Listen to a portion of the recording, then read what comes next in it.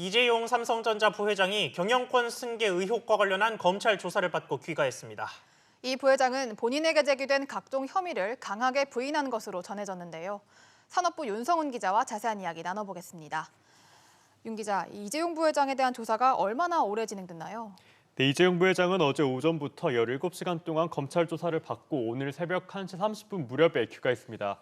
앞서 이 부회장의 출석 모습은 형사사건 공개금지 규정에 따라 언론에 공개되지 않았는데요. 귀갓길에는 이 부회장이 탄 차량이 취재진 카메라에 포착됐고 취재진을 발견한 이 부회장은 수고하셨다는 말을 남기고 집으로 돌아간 것으로 전해졌습니다.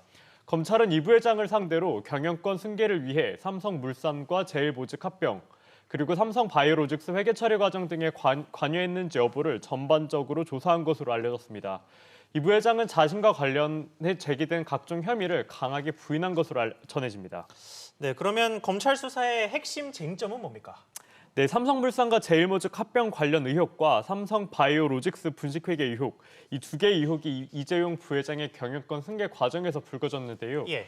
먼저 검찰은 삼성물산과 제일모직의 합병 비율이 이 부회장의 경영권 승계에 유리하게 적용된 것으로 보고 있습니다.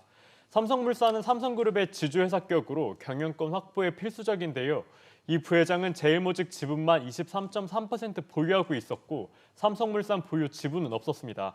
그런데 합병 과정에서 제일모직 주식 가치가 삼성물산의 3배 정도로 평가됐습니다.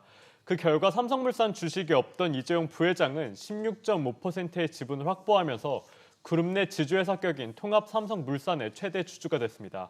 검찰은 이러한 과정에서 여러 차례 보고받는 등 적극 관여 지시했다고 보고 있습니다. 이에 대해 이재용 부회장은 합병은 경영권 승계와 관련이 없고 합병 과정에서 불법적인 지시나 보고를 받은 적이 없다고 말한 것으로 알려집니다. 네, 이 수사에 단초가 됐던 거는 삼성바이오로직스의 4조 원대 분식회계 의혹이죠. 네, 검찰은 제일모직과 삼성물산의 합병 과정에서 제일모직의 합병 비율을 유리하게 하기 위해 삼성바이오의 자회사 부채를 감춘 것으로 보고 있습니다. 삼성바이오는 미국 바이오젠과 삼성 에피스를 설립했는데요. 당시 바이오젠은 삼성 에피스의 콜 옵션을 받았습니다. 하지만 콜 옵션 보유 사실이 공시에서 누락됐는데요. 검찰은 이를 제일모직의 지분 가치를 높게 평가하기 위한 고의적 누락으로 보고 있습니다. 이에 대해 이 부회장 측은 삼성바이오의 회계 기준 변경은 합병과는 별개라며 국제 기준에 따른 것이라는 입장을 취했습니다. 네, 그리고 이재용 부회장이 받고 있는 재판이 이거 하나가 아니죠. 그 국정농단 관련된 재판이 지금 진행 중인데 지금의 검찰 수사가 국정농단 판결에도 영향을 줄 수 있습니까?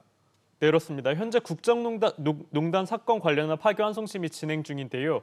파기환송심에서는 삼바 분식회계 관련 증거를 채택하지 않았습니다. 하지만 검찰이 이 부회장의 경영권 승계 의혹과 관련해 기소를 결정할 경우 국정농단 파기환송심에 간접적 영향을 줄 수 있다는 전망이 나옵니다. 네, 윤 기자 잘 들었습니다.